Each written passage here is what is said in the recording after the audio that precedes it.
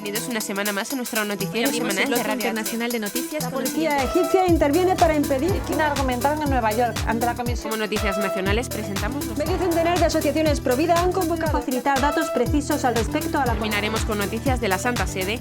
Vaticano recoge firmas para defender a no nacidos. Desde la Conferencia Episcopal Italiana. Bienvenidos una semana más a nuestro noticiero semanal de Radio HM.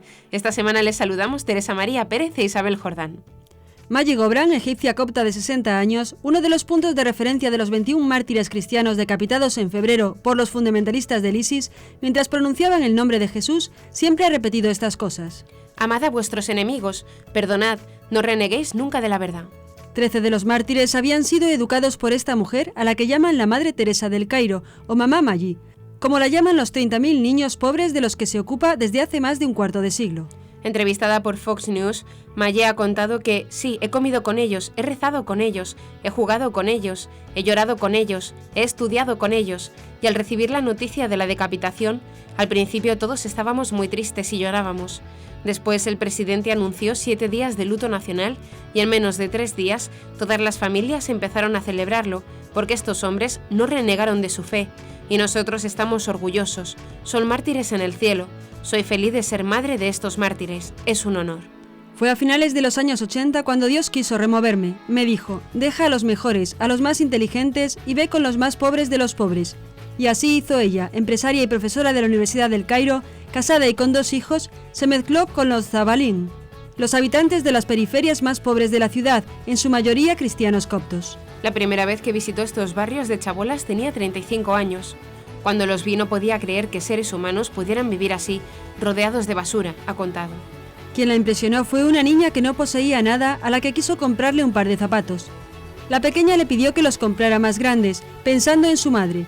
Tras ese episodio, Maggie no conseguía dormir, y en los meses sucesivos siguió volviendo a los barrios pobres con algunos amigos.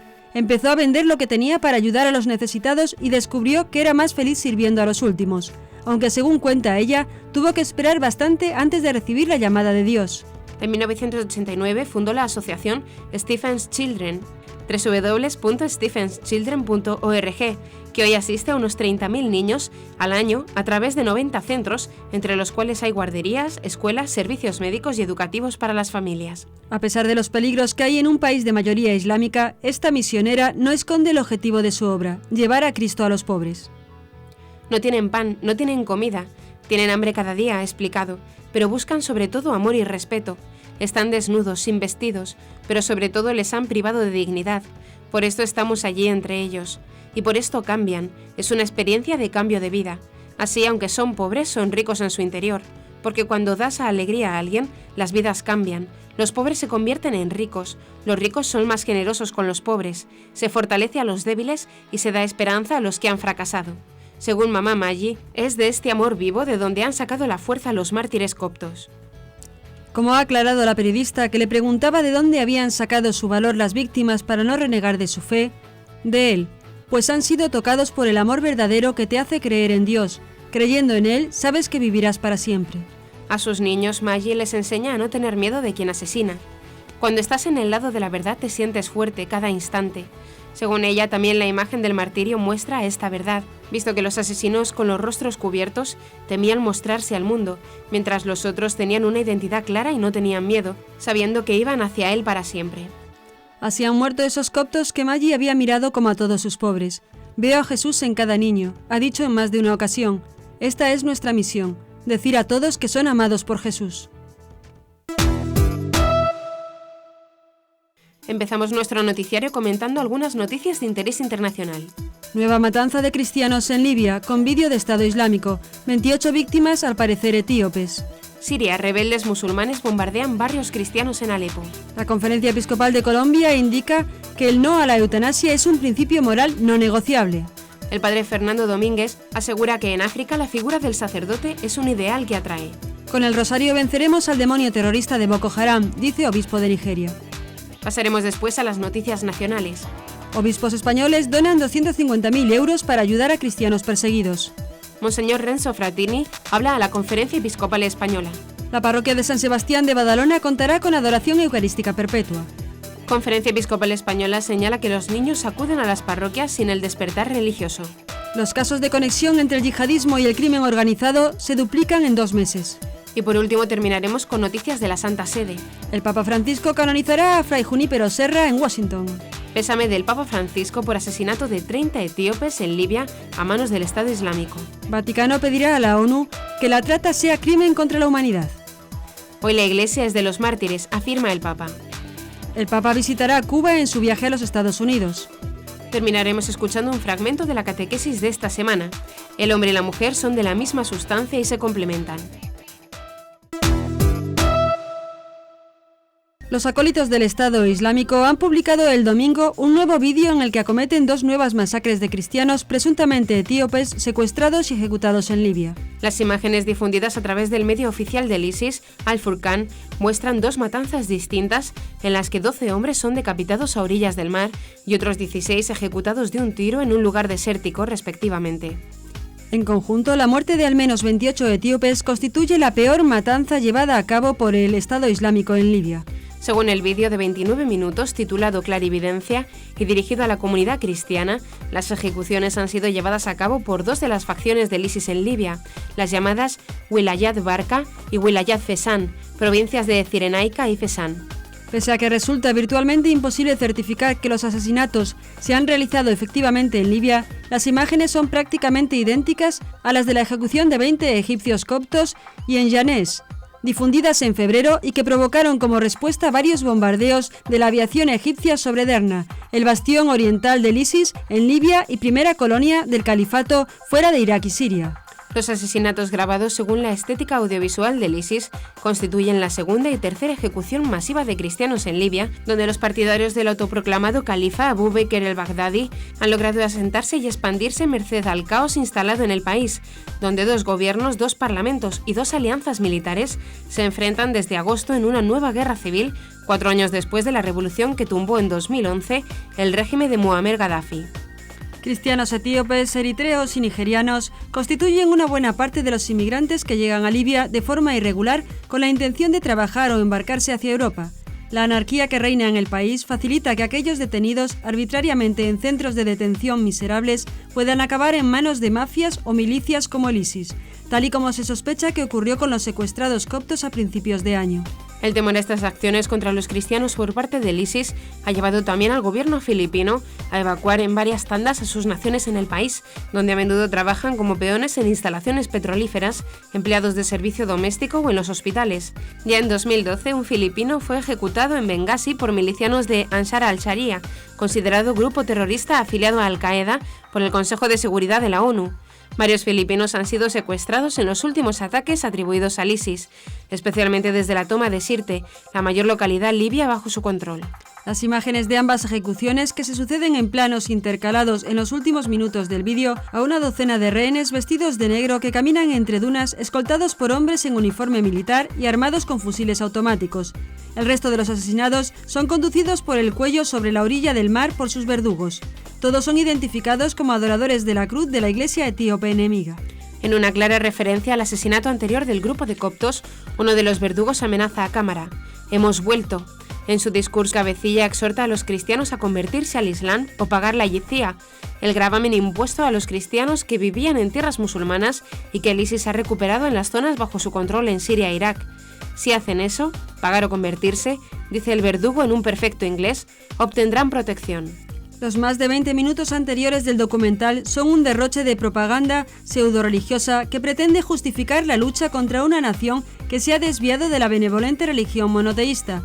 Imágenes escenificando batallas cruzadas se intercalan con el discurso de un supuesto clérigo que alecciona sobre las relaciones con los cristianos y otras sentencias atribuidas a clérigos o simples musulmanes que llaman a la yihad contra los infieles.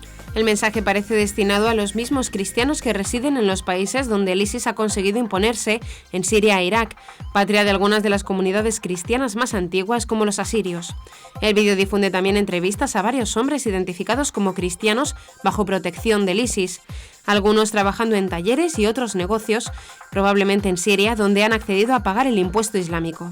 Grabaciones de la destrucción de iglesias y otros signos cristianos localizados en la provincia de Nínive, en el norte de Irak, preceden a las imágenes de una ceremonia de conversión justo antes de proceder a mostrar con un detallismo brutal el asesinato de los 28 etíopes. Hay cientos de heridos, muchos muertos, alertó la Madre María de Nazaret desde Alepo, Siria, donde los barrios cristianos están bajo fuertes bombardeos por parte de grupos rebeldes islámicos que quieren tomar la ciudad, generando temor en la población que toma fuerzas de su fe y se refugia en las iglesias. Los ataques de los que ha sido víctima la zona de Suleimaniyak, habitada en su mayoría por cristianos, no provienen del Estado Islámico ISIS, sino de los otros grupos que militan en este conflicto, pero la situación es confusa. Se vive en la incertidumbre, no hay noticias certeras, ni información sobre lo que está sucediendo, señaló la religiosa. En comunicación con AFI Prensa relató que desde que los grupos islamistas tomaron la ciudad de Idlib a finales de marzo, han estado incomunicados. Esta ciudad está cerca de una autopista estratégica que une Damasco con Alepo y con la provincia costera de Latakia, bastión del presidente Bashar al-Assad. Según la prensa, grupos islámicos suníes han formado una alianza entre al-Nusra, Ahrar al-Sham y Yun Aqsa, pero no con el ISIS, al que consideran rival y que ha tomado como capital la ciudad siria de Raqqa, al oeste de Alepo. Todavía no hay internet en la ciudad y la comunicación telefónica es muy difícil, señaló la religiosa y explicó que la población sufre y teme. En el último ataque de Suleimaniya fueron derribados numerosos edificios, las casas de los civiles fueron notablemente afectadas, hay cientos de heridos en los hospitales, muchos muertos, familias que han perdido 3 o 4 miembros al mismo tiempo, como consecuencias de los ataques. Días antes, la agencia Fides informó que 2 jóvenes animadores salesianos, los hermanos Anwar Shaman, 21 años, y Misho Shaman, de 17, murieron junto con su madre Minerva después de que un misil cayera en su casa el 10 de abril, según informa Fides. 3 días antes fue asesinado el operador de Caritas Siria, Safou al-Mosleh, alcanzado por un misil en su vivienda en el área de la Plaza Farad, donde se concentran las catedrales griego-católica, armenia y maronita. Además, los islamistas lanzaron intensos bombardeos sobre Alepo durante la Pascua Ortodoxa celebrada el 12 de abril. En medio de todo este horror y este sufrimiento destaca el testimonio de fe de aquellos cristianos. La Madre María de Nazaret relató la conversación que tuvo con una jovencita después de que se hubieran pronunciado nuevas amenazas de ataques a barrios cristianos. La conversación tuvo lugar una mañana después de la misa. En ese momento, la Madre María de Nazaret preguntó al adolescente cómo había pasado la noche. Gracias a Dios, cayeron algunos misiles, pero fue lejos de mi casa. Otras veces cayeron muchos y muy cerca, señaló.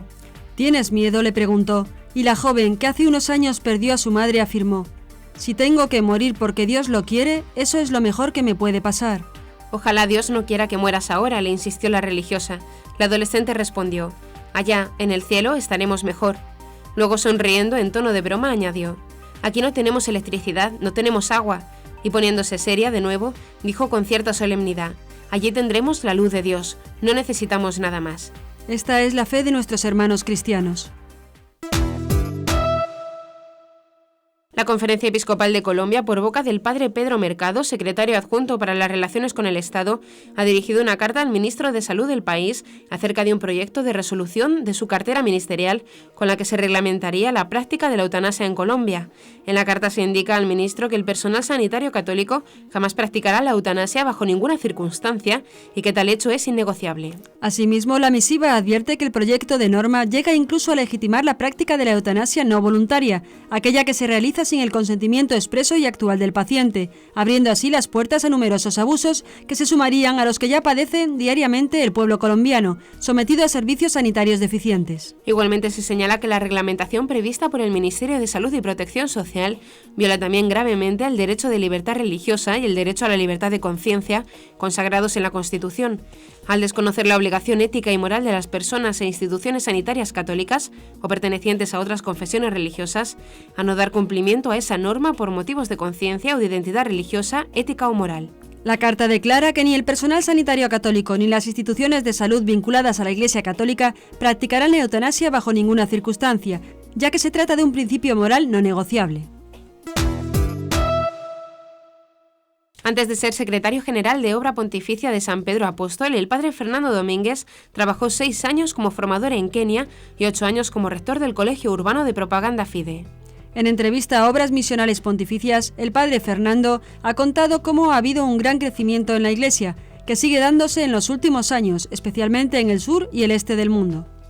Como fruto del gran trabajo misionero llevado a cabo, hoy contamos con numerosas iglesias locales bien establecidas y con gran vitalidad, que continúan necesitando de nuestro apoyo, pero que están caminando hacia un mayor protagonismo en la misión universal de la Iglesia. La novedad más bella es el entusiasmo y la generosidad con que estas comunidades cristianas se están comprometiendo en el sostenimiento de las vocaciones nativas, no solo en sus países, sino también en todas las otras iglesias necesitadas. Ha asegurado que es una alegría ver tantos jóvenes, varones y mujeres dispuestos a ofrecer la propia vida al Señor para anunciar su Evangelio, lo que confirma que una vida entregada a Jesús para hacer crecer su iglesia, sobre todo donde hay mayor necesidad, es una vida bella, aunque sea muy exigente. El obispo de Maiduguri, Nigeria, Monseñor Dase Daome, aseguró que la oración del rosario es el arma para vencer al demonio del terrorismo de los extremistas musulmanes de Boko Haram, que persiguen a los cristianos en este y otros países africanos. En su participación el 18 de abril en el Congreso Todos Somos Nazarenos, que se realizó en Madrid, España, sobre los cristianos perseguidos, el prelado compartió con los asistentes una reciente experiencia espiritual que le ocurrió en una capilla mientras rezaba ante el Santísimo Sacramento a finales del año pasado. Comprendió que la espada para derrotar a Boko Haram es el rosario y explicó que los terroristas creen que quemando nuestras iglesias, nuestros edificios, van a poder destruir el cristianismo. Eso nunca, afirmó el obispo. Tomará meses o algunos años, pero al final Boko Haram ya no estará, aseguró. Tras los ataques que su diócesis ha sufrido por parte de Boko Haram a partir de 2009 en el estado de Borno, la población católica ha descendido de unos 125.000 a 60.000 personas. El prelado dijo que buscará difundir ahora más que antes el rezo del rosario entre sus fieles y destacó que nunca bromeo con Mamá María, sé que ella está aquí con nosotros. El presidente de la Conferencia Episcopal, el cardenal Ricardo Blázquez, inauguró la asamblea plenaria que ha tenido lugar en Madrid. Durante el discurso de apertura hizo referencia a varios de los problemas presentes en España, tales como la crisis económica que afecta sobre todo a las capas sociales más desfavorecidas y a un inmenso número de desempleados. Habló también de los valores innegociables para la Iglesia, como son el derecho a la vida desde la concepción hasta su fin natural, el verdadero matrimonio y la armonía y estabilidad familiar, y el derecho de los padres a la educación de sus hijos conforme a sus convicciones. El presidente de la Conferencia Episcopal Española también ha recordado la persecución que los cristianos afrontan en algunos países.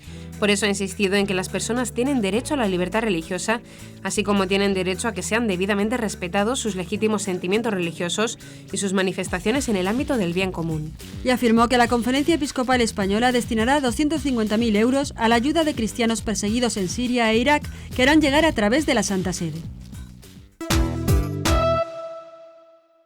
El nuncio apostólico de su santidad en España y Andorra, Monseñor Renzo Frattini, ha dirigido un discurso a los obispos españoles en la inauguración de la Asamblea Plenaria de la Conferencia Episcopal Española.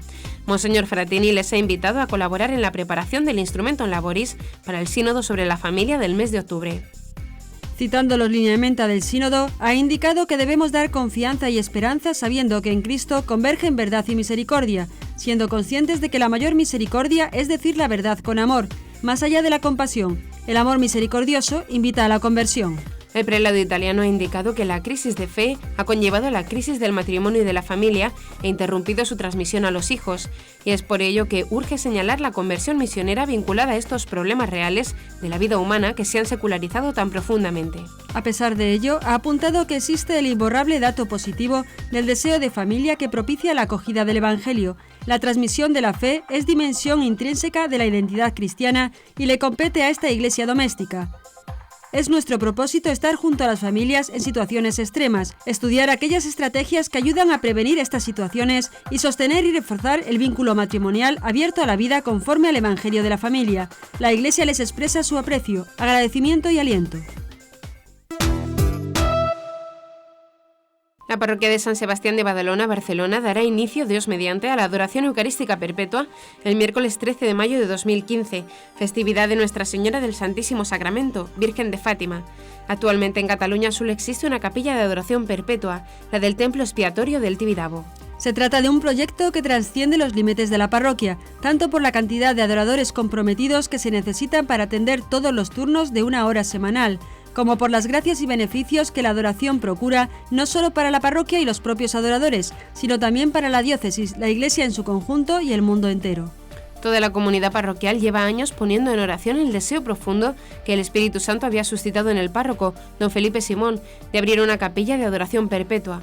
El pasado enero el padre Justo Lofeudo, misionero del Santísimo Sacramento, que ha ayudado a organizar en España 34 capillas de adoración perpetua y muchas otras por todo el mundo, estuvo en la parroquia y está colaborando para hacer realidad esta iniciativa.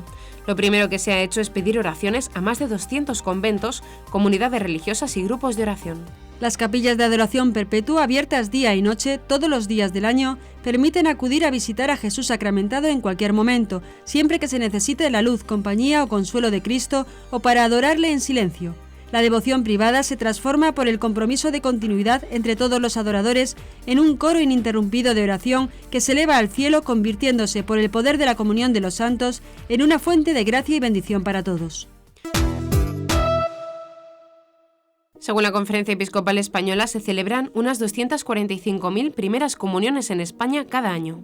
La Conferencia Episcopal Española ha alertado de que cada vez es más frecuente que los niños de esta edad acudan a la parroquia sin el despertar religioso, en referencia a los menores de entre 6 y 10 años que se encuentran en la etapa de la iniciación sacramental. Los obispos han recordado que este sacramento no debe convertirse en una ceremonia, sino que debe ser un encuentro con Jesucristo.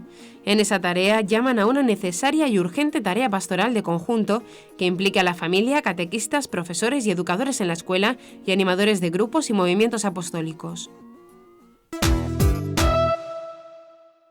El Ministerio del Interior ha detectado ya 200 casos de conexión entre el terrorismo yihadista y el crimen organizado, según informaba la noche del 21 de abril el secretario de Estado de Seguridad, Francisco Martínez, durante su participación en un coloquio sobre seguridad organizada en el Club Siglo XXI. Según ha reconocido, la relación entre yihadismo, narcotráfico y crimen organizado es mayor de la que esperaba su departamento cuando creó el Centro de Inteligencia para el Terrorismo y Crimen Organizado, cuyo actual responsable, José Luis Olivera, presente en el acto, tomó posesión a finales del pasado enero. De hecho, la última vez que el propio secretario de Estado de Seguridad ofreció una cifra sobre estas conexiones fue el pasado febrero, cuando cifró en un centenar los casos detectados, es decir, que en apenas 2 meses el número se ha doblado. El secretario de Estado añadió que para combatir el terrorismo yihadista es necesaria la unidad de los demócratas, la cooperación entre Estados y la adopción de un marco legislativo que permita a jueces y fiscales actuar eficazmente junto con las fuerzas de seguridad. El próximo 23 de septiembre de 2015, durante su viaje por los Estados Unidos, el Papa Francisco presidirá la ceremonia de canonización del beato franciscano Junípero Serra. La ceremonia de canonización de este franciscano y misionero español, quien fundó en 1700 diferentes misiones católicas en Alta California y fue beatificado en 1988, se llevará a cabo en la explanada del Santuario Nacional de la Inmaculada Concepción en Washington, según informó el padre Federico Lombardi. El anuncio se realizó en la oficina de prensa de la Santa Sede durante una rueda de prensa para presentar la jornada de reflexión con el tema Fray Junípero Serra, apóstol de California, testimonio de santidad, que se llevará a cabo el 2 de mayo. El Papa Francisco envió un mensaje al patriarca ortodoxo de Etiopía, Abunas Matías, para expresar su dolor por el asesinato de 30 cristianos coptos en Libia a manos del Estado Islámico, ISIS. Con gran consternación y dolor recibí la noticia de la violencia perpetrada contra inocentes cristianos en Libia. Sé que su santidad sufre profundamente por las atrocidades de las cuales son víctimas sus amados fieles, muertos solo por el hecho de ser seguidores de nuestro Señor y Salvador Jesucristo, expresó el Santo Padre. En este sentido, Francisco manifestó al líder ortodoxo su más sentida solidaridad y cercanía en la oración ante el continuo martirio que viene siendo infligido de modo cruel contra los cristianos en África, Oriente Medio y en otras regiones de Asia. No hace ninguna diferencia que las víctimas sean católicos, coptos, ortodoxos o protestantes. Su sangre es la misma en la confesión de Cristo. La sangre de nuestros hermanos y hermanas cristianos es un testimonio que grita para hacerse sentir por todos aquellos que saben todavía distinguir entre el bien y el mal. Y este clamor debe ser escuchado sobre todo por quienes tienen en sus manos los destinos de sus pueblos, señaló el pontífice. Expertos internacionales se reunirán del 17 al 21 de abril en el Vaticano para reflexionar sobre la trata de personas. Prostitución, tráfico de órganos, trabajo forzado y esclavitud doméstica se encontrarán entre los temas tratados en la sesión plenaria organizada por la Academia Pontificia de las Ciencias Sociales del Vaticano. En primer lugar, siguiendo la sugerencia del Papa Francisco, La sesión propuso que el tráfico de seres humanos sea considerado como un crimen contra la humanidad para responder al vacío de las legislaciones nacionales para prevenir y combatir el fenómeno. En este sentido, los estudiosos, agentes sociales y representantes políticos convocados por el Vaticano concuerdan que es necesario crear una agencia internacional para acabar con el tráfico a nivel planetario e incluir la lucha contra este flagelo en los objetivos del desarrollo del milenio para los próximos 15 años. Una iglesia de mártires es el mensaje que lanzó el Papa Francisco en su homilía el 21 de abril durante la celebración de la misa en la capilla de la residencia de Santa Marta. Quisiera recordar que la historia de la Iglesia, la verdadera historia de la Iglesia, es la historia de los santos y de los mártires perseguidos, tantos asesinados por aquellos que creían que daban gloria a Dios, por aquellos que creían tener la verdad, dijo el Papa. En estos días, ¿cuántos Esteban existen en el mundo? Pensemos en nuestros hermanos decapitados en la playa de Libia. Pensemos en aquel muchacho quemado vivo por sus compañeros porque era cristiano en Pakistán. Pensemos en aquellos emigrantes que en alta mar fueron arrojados por la borda por los otros porque eran cristianos. Pensemos en los etíopes, asesinados porque eran cristianos, y en tantos otros. Y muchos otros que no sabemos, que sufren en las cárceles porque son cristianos. Hoy la Iglesia es la Iglesia de los mártires. Ellos sufren, ellos dan la vida y nosotros recibimos la bendición de Dios por su testimonio. Esteban muere como Jesús, con la magnanimidad cristiana del perdón, de la oración por los enemigos, al contrario que sus perseguidores, que creían que actuando así eran fieles a la doctrina de Dios. Francisco también habló de los mártires escondidos, esos hombres y mujeres fieles a la voz del Espíritu que hacen camino, que buscan caminos nuevos para ayudar a los hermanos a amar mejor a Dios y sobre los que algunos sospechan son calumniados, perseguidos por tantos sanedrines modernos que se creen dueños de la verdad, tantos mártires ocultos. Y muchos mártires ocultos que por ser fieles a sus familias sufren tanto por fidelidad. Nuestra Iglesia es Iglesia de mártires. Dirigiéndose a los fieles que participaban en la misa, el pontífice dijo: «Y ahora, en nuestra celebración, vendrá a nosotros el primer mártir, el primero que ha dado testimonio y aún más, la salvación a todos nosotros». Para terminar, Francisco pidió unirse a Jesús en la Eucaristía y unámonos a tantos hermanos y hermanas que sufren el martirio de la persecución, de la calumnia y del asesinato por ser fieles al único pan que sacia, es decir, a Jesús. El padre Federico Lombardi, director del Departamento de Prensa del Vaticano, confirmó que el Papa Francisco pasará por Cuba antes de realizar el viaje que tenía previsto a Estados Unidos y que lo llevará a Washington, Nueva York y Filadelfia a finales de septiembre para asistir al Encuentro Mundial de las Familias. El Santo Padre ha aceptado la invitación hecha por parte de las autoridades civiles y de los obispos de Cuba, dijo el padre Lombardi. La visita del pontífice a la isla caribeña se anuncia tras el reconocimiento de los gobiernos estadounidenses y cubano con respecto a las gestiones realizadas por el Papa Francisco a favor del restablecimiento de las relaciones diplomáticas entre ambos países. Con este viaje, el pontífice se convierte en el tercer papa en visitar Cuba. El primero fue San Juan Pablo II en 1998 y más recientemente Benedicto XVI, quien estuvo en el país en 2012. Durante su viaje a Estados Unidos, el pontífice tiene previsto reunirse con el presidente Barack Obama, participar en la Asamblea General de la Organización de Naciones Unidas y asistir al Encuentro Mundial de las Familias. En el miércoles de la tercera semana de Pascua, en el marco de la serie de catequesis sobre la familia, el Santo Padre centró su reflexión en el hombre y la mujer, esta vez a partir del segundo capítulo del Génesis, donde leemos, dijo el Papa, que Dios creó al hombre como culmen de toda la creación. En este relato, el hombre aparece por un momento sin la mujer, libre y señor, pero solo. Dios mismo reconoce que esta realidad no es buena, que es una falta de plenitud y de comunión, y por tanto decide crear a la mujer. El hombre la reconoce inmediatamente como alguien que le es recíproco y que lo complementa, no como un reflejo o una réplica de sí mismo. Escuchemos al Papa. Dios deposita en el hombre y en la mujer una confianza plena. Pero el maligno pone en su corazón la sombra de la sospecha y la desconfianza, llevándolos a la desobediencia a Dios y a destruir la armonía entre ellos.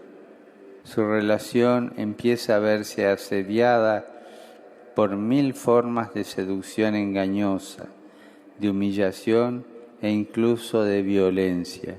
Todo esto ha ido aumentando la desconfianza entre ellos y la dificultad de una alianza plena entre el hombre y la mujer, capaz de una relación íntima de comunión y de respeto de las diferencias.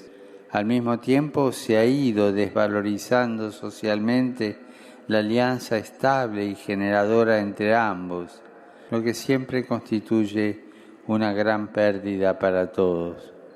Qué importante es que se revalorice el matrimonio y la familia.